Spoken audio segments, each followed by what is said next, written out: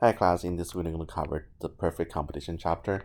So this is the first one of 4 market structures I'm going to talk about in this semester, and then this is a major part of exam 3.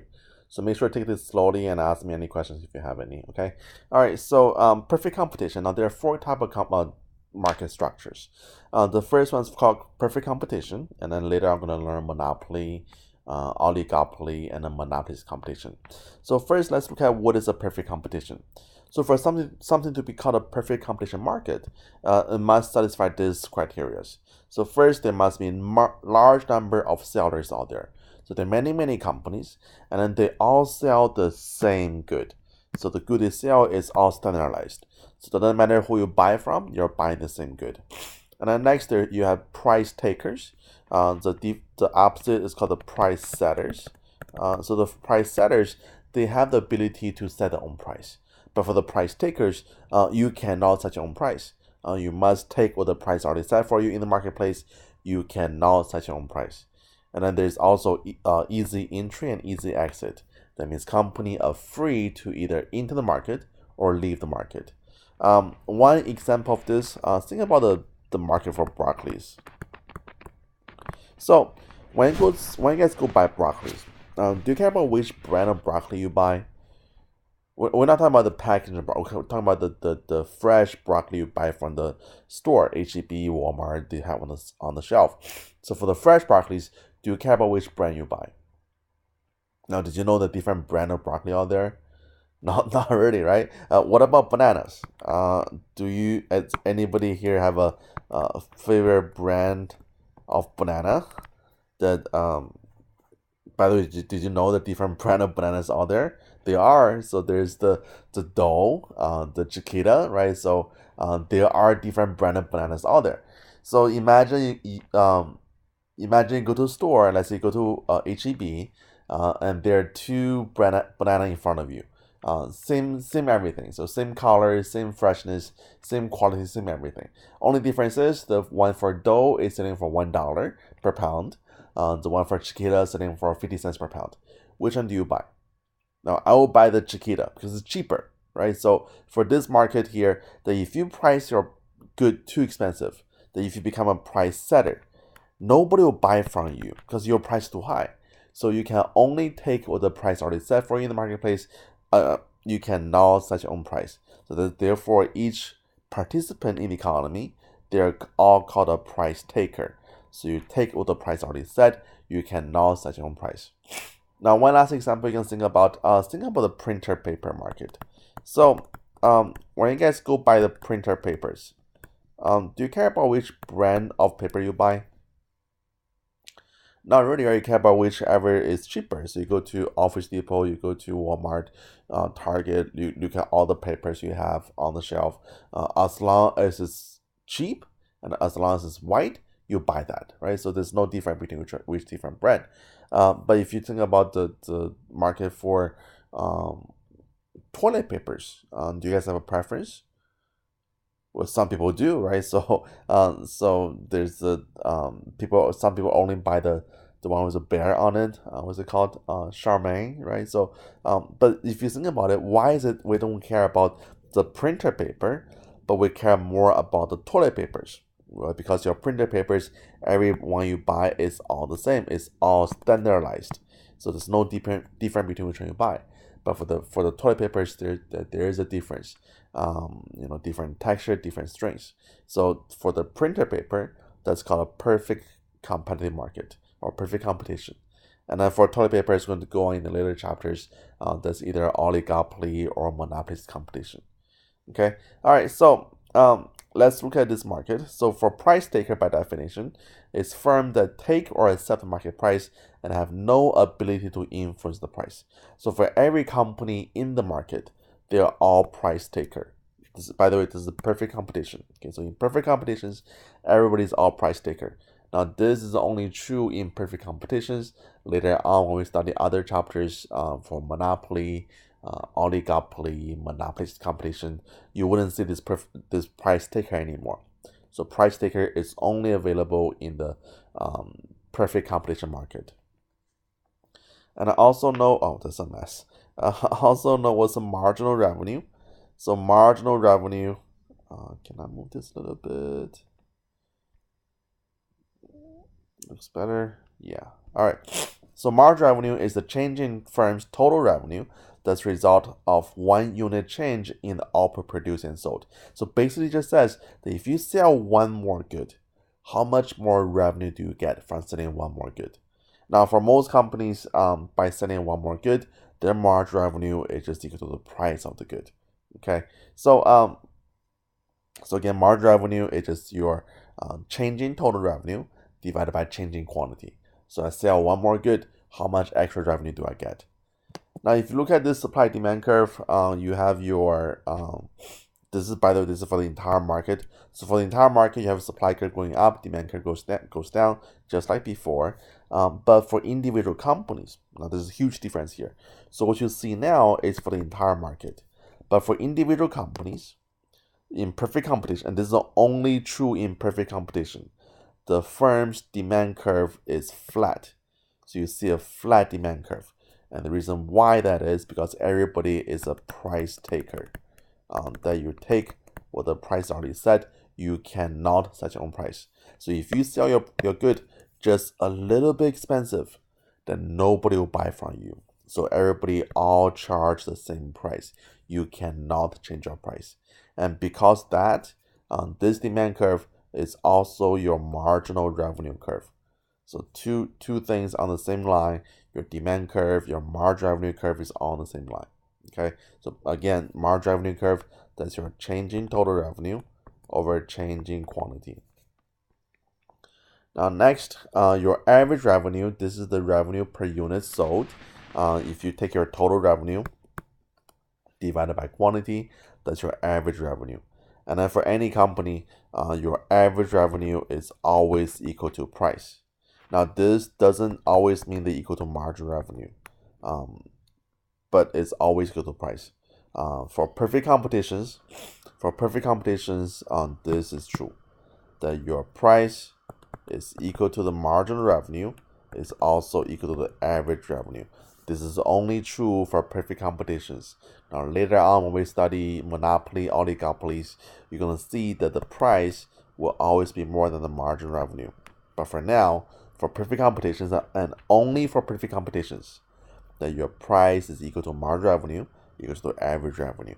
So for this one line we have, this is your demand line for individual company. This is also the marginal revenue curve.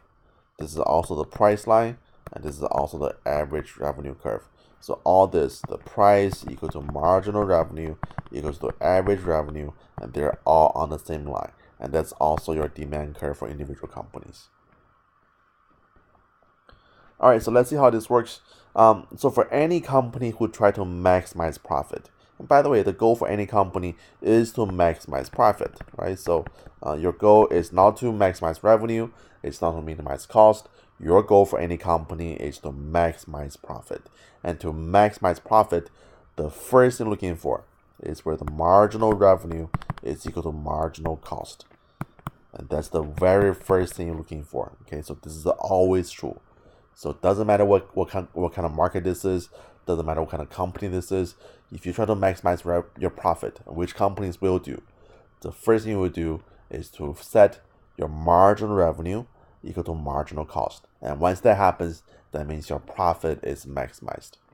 So for our example here, we're trying to maximize revenue, want to see how much we're going to produce. Then the first thing looking for is where the marginal cost curve, the red line, is intersecting with your marginal revenue curve, the purple line. So this point right here, that is our intersection, and then go down at this quantity here, Q1, producing this many good, your profit is maximized, and then price is set at P1. Okay, so that's how it works. And then for the entire market, you still have your supply equal to demand, and then this is our equilibrium. So that's your market price, and this is your market quantity. Okay, so the market price, this will equal to the individual company price. So you have, because everybody's a price taker, so your market price is also the individual company price, because companies cannot set their own price. They must take what the price already set for them in the overall market. So every company in the market will face the same price. All right, so you put it together. Your supply, demand together, you have your equilibrium, that's the market price. You go to the individual companies. So P1, that's for individual companies. Let me use a different color. So go to individual companies, P1, that's our price for individual companies. And then that's also your margin revenue curve. So to see how much profit company makes, you see where the marginal cost curve equal to margin revenue curve. So that's your marginal cost, that's your margin revenue. So the intersection there, that's our profit maximizing quantity. So go down, the individual company will produce a quantity of Q1. Now, what if something changes? What if that there is a higher demand for this good? So demand is shifting to the right. So shifting to the right, we have a new intersection for the entire market. So market equilibrium changes.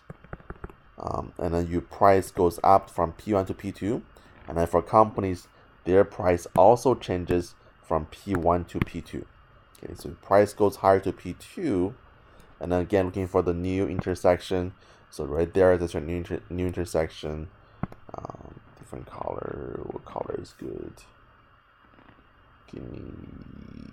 Oh my God, it's so hard to choose. So many colors to choose from.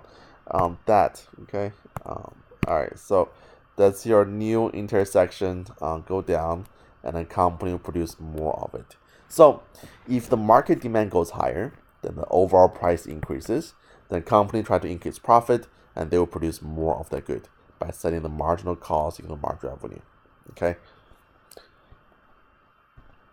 All right. So next, let's look at this short run economics and a normal profit. You guys are gonna see this type of graph on your exam and quizzes. Okay. So let me show you how to work on this. I don't need this right now. Can I put this one away? There we go. Oh crap. All right, bring it back. I'm gonna put it on top here. I don't need to see that right now. All right, so you're gonna see a graph like this, and then the question is, what is this, right? So this is the graph for perfect competitions for individual companies. Now you see different lines here. The most important information, again, the first thing looking for, the very first thing looking for is where the marginal cost equal to margin revenue. So that's your marginal cost over here. That's your margin revenue. So this intersection, that's the first thing looking for. So go down, get the quantity. Now, second step, from the same quantity, go to your average total cost curve. So right there. So on the average total cost, so step 2, to find out your average total cost. And then third step, from this quantity, go to your demand curve or your margin revenue curve. This is also the price. Now the reason why we need to know the price, the quantities, and the average total cost, because with these three numbers here, we can see how much the company profit. So again, the first thing you do, looking for the intersection between your margin revenue curve and marginal cost curve, go down, get the quantity. That's your first thing you do. So find intersection, find the quantity. Second step, go to the intersection between your quantity and our average total cost curve. From there, we have our average total cost. And last step, go to your demand curve at the same quantity. That's your price. So with price, quantity, and average total cost, we can see how much the profit is for the companies. So the formula for the profit. Now profit equals to total revenue minus total cost. Now total revenue, that's how much money you're collecting from customers. That is just the price times quantity. And then total cost, we can also write this as the average total cost times quantity. That's one of the formulas you learn in topic 8. So production chapter, okay? So if you simplify everything, then this profit just equals to price minus average total cost times quantity, and that's your profit. So to find profit, all we need to know is these three numbers: your price, your average total cost, and quantity. You know all three, you know what the profit is for the company. So once you know this information here, let me use this. My price is over here.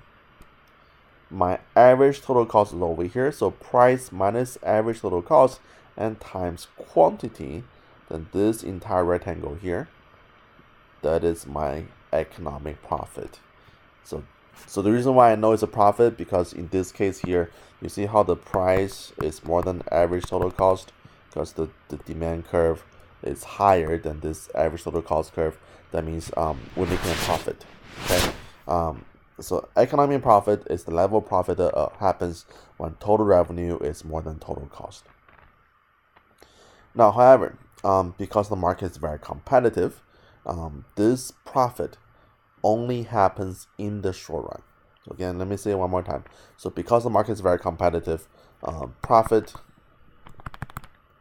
only in the short run.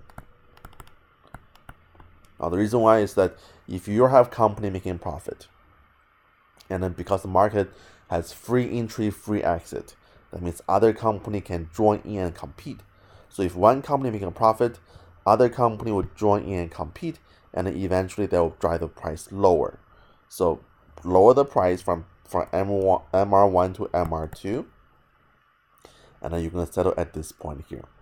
Now at this MR2, the first thing you're looking for is where the marginal cost equal to marginal revenue. So price lower to MR2, and then marginal cost equal to marginal revenue. That's right here, right? So marginal cost curve, marginal revenue curve. This intersection looking for. Very first step. And then go down, get the quantity. Now next, from this quantity, go to your average total cost, which is also at this intersection. That's your average total cost. And last step, from the same quantity, go to your demand curve, which is also same intersection. So it looks like that our price is equal to average total cost, which means your profit is equal to 0. So for companies in perfect competition, the profit is only possible in the short run. In the long run, everybody is all breaking even. You're not making any profit. Because if you make profit, other companies join the market, compete against you, price goes down, and your profit goes away. Alright, so now vice versa, if you have an economic loss, so instead of making profit, you might lose money. So something looks like this. Now again, the first thing we do, if you see a graph like this, find where the intersection of a marginal cost curve equal to marginal revenue curve. That'll be right here.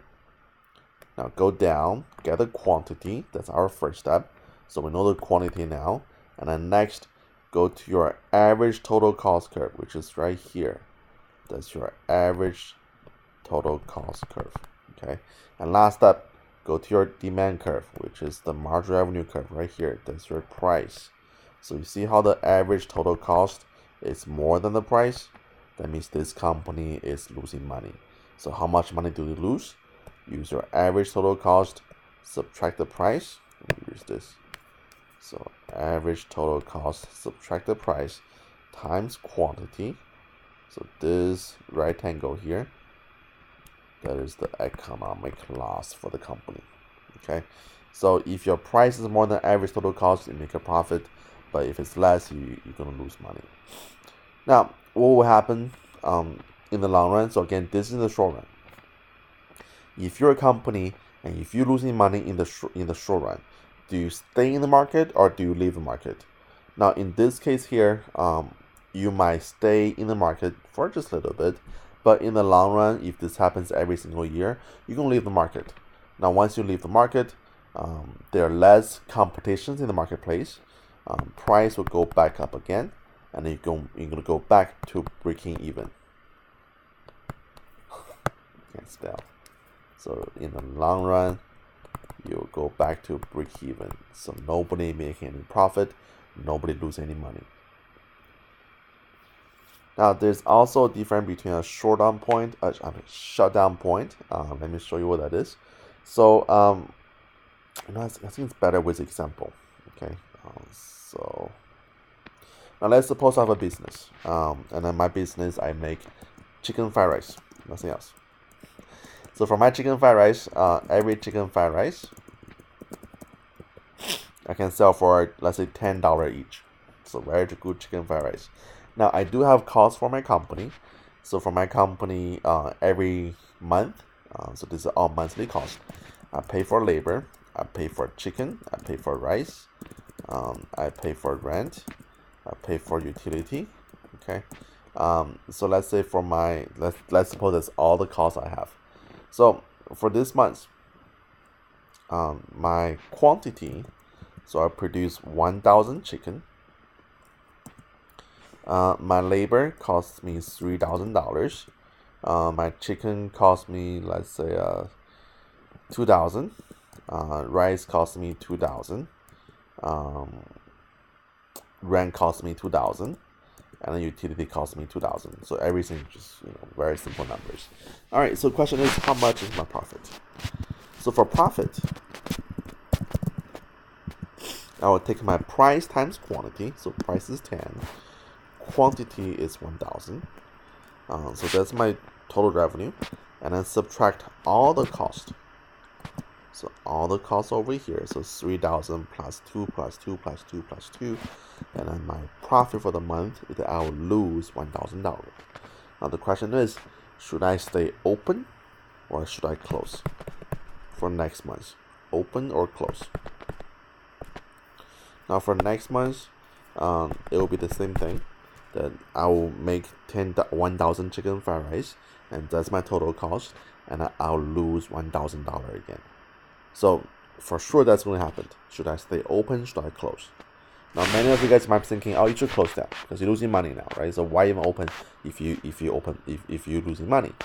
Well, if we close, so let me erase this. I don't need this anymore.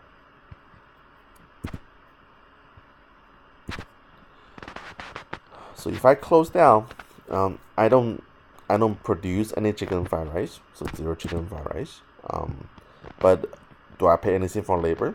I don't have to, because I don't need any labors anymore. Do I pay anything for rice? I don't need any rice anymore. I don't need rice anymore. But do I have to pay for rent?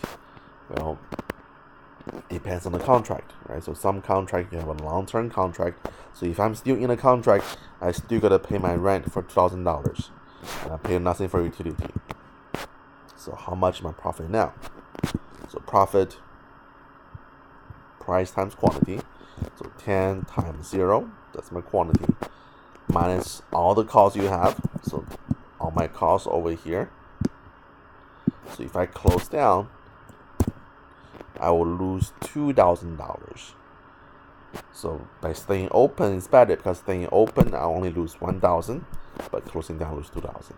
So the reason why the staying open is better in this case, because my price here is still more than my average variable cost.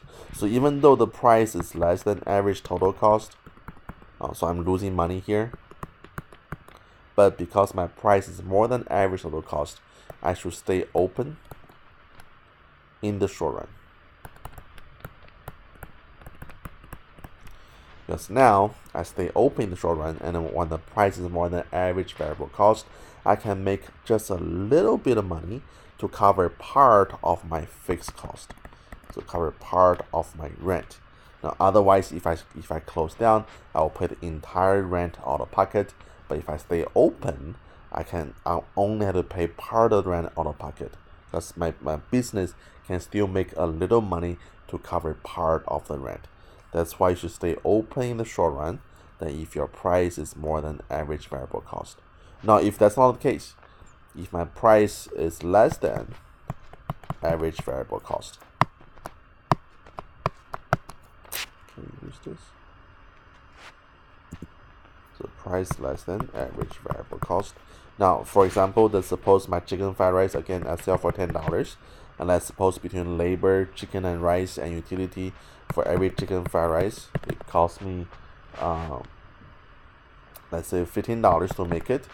Then I shouldn't make them anymore, because now the more I make, the more money I lose. So in this case here, I produce 1 chicken fried rice, I will lose $5. I produce 2 chicken fried rice, I lose $10. So for every chicken fried rice I produce, I will lose $5 on it. So the more I produce, the more money I will lose. So in this case here, forget about it. I will produce nothing. Therefore, I will only lose my fixed cost. So nothing more. Okay. So the shutdown point is that if your price is less than average variable cost, we are shutting down. That means you close everything down. You don't produce anything anymore. But as long as your price is more than average variable cost, we're gonna stay open in the short run. Okay, so now we still lose money, but at least now we can make some profit to cover our rent. So for companies in perfect competition, this right here, where the demand curve is tangent with your average variable cost curve. So this point, the lowest point of an average variable cost curve, that is your shutdown point.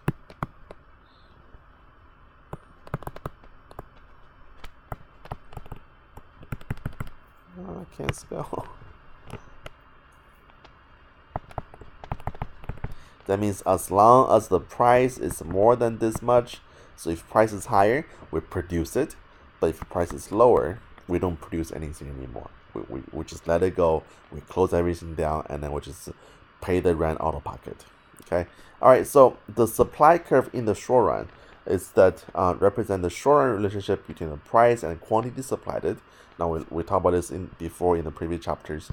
But on the graph, your supply curve in the short run is your marginal cost curve that's above your average variable cost curve. So there's a cutoff point right here at the shutdown point. Okay, so everything above it, so this portion of the marginal cost curve, that is our short run supply curve. Okay, so we don't go below because again we don't produce that much if the price is too low. So we'll only produce anything if the price is above the minimum average variable cost. That means we can still make some money or just a little bit of recovery of our fixed cost. All right, so let's look at how the market changes. So we mentioned this before, that in the long run, because you have a free entry, free exit, so it's free entry and free exit.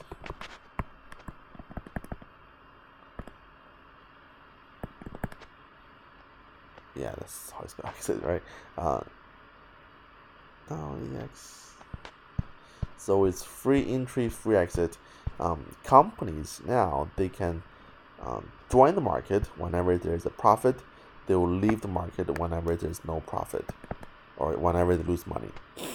So in this case here, you do have a profit because if you look at this graph on the right over here for individual companies, the first thing looking for is where the MR1 intersecting with our marginal cost curve. So see how the this is also the price line that's more than the average total cost. So that rectangle here, that's your company profit. So if one company making profit, other company will join in. When other company join in, there are more number of supply. So supply is shifting to the right. When supply shifting to the right, your price goes down. So price goes down to MR2. Now at MR2, that's your new intersection, and then you go down, that's your average total cost curve. So price right here, average total cost right here, and this is your new lower profit. So companies still make a profit, but it's just lower now. But because they still make a profit, more companies will join in, supply curve shifting even more to the right. Price goes down even more, and then eventually you'll be all resting right here, the lowest point of your average total cost curve. That's right there. That is our break-even point. So when the price, draw it better. When the price and demand curve is right here, companies are all breaking even, so nobody making any profit, and then you just all breaking even. Okay, so this is also called the long run equilibrium, because at this point, all the company involved, everybody profit is all zero, all breaking even. So nobody wants to join the market. nobody want to leave the market. Now you might be asking, if a company making a zero profit, why would it still stay in the economy? Well, remember, it's zero economic profit. Okay, so late, hard to spell. So zero economic profit. Now it doesn't mean zero accounting profit. So with the zero economic profit, they still have a positive accounting profit. So remember, accounting profit is what you show on the book. So it still shows they have some profit, but their profit is just as much as the opportunity cost they can make somewhere else. So if you're not sure about definition about these two terms, accounting profit, economic profit, go back to the previous chapter, resource market. We're talking more about it. Okay. All right. So next, let's look at three more market, and then we're done for this chapter. So first, the constant cost industry. So constant cost industry is industry in which the firm's cost structure do not vary with changing production. So for our long run supply curve, is the supply curve in the long run representing the price and quantity supplied. For most companies in perfect competition, they're gonna have a constant cost industry. The cost for the long run wouldn't change. So this is what happens. Imagine you have a company like this. So with a very high demand curve, we do have a profit for the entire market. Now with the profit, other company will join in. So other company join in, that will increase your supply curve to the right. So more supply shifting to the right. When supply is shifting to the right, so you go from S1 to S2, the price goes down again, and it just go back to this, zero profit again. So if that's the case, if you look at your supply curve for this company, for this industry, is that the supply curve is perfectly flat. So it doesn't matter what the price is in the long run. So price might be higher, price might be lower, but the price will always come back down, because with free entry, free exit, the price will always go back to the same point compared to before, and then everybody's all breaking even. So that is our long run supply curve. So just flat, because the price wouldn't change, because everybody's all price taker. And on the other side, you have your increasing cost industry. So that will be something like this. That's an increasing cost, and this will be a decreasing cost industry. Okay. So normally you don't see that. Most common one you see is just this, the constant cost industry. All right, so guys, that's it for this chapter. Have any question, let me know. Okay, good luck.